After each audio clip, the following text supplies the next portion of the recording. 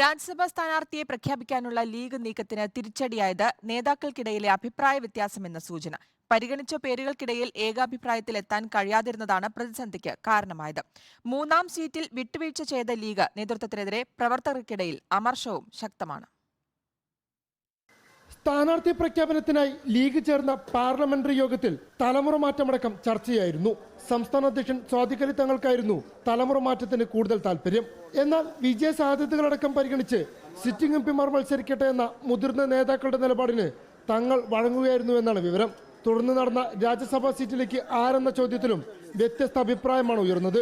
യുവ പ്രാതിനിധ്യം വേണമെന്ന യൂത്ത് ലീഗ് ആവശ്യവും യോഗത്തിൽ ചർച്ചയായി. PMA സലാമിന് പുറമെ PK ഫിറോസ്, ഫൈസൽ ബാബു എന്നിവരുടെ പേരുകളാണ് ചർച്ചയായത്.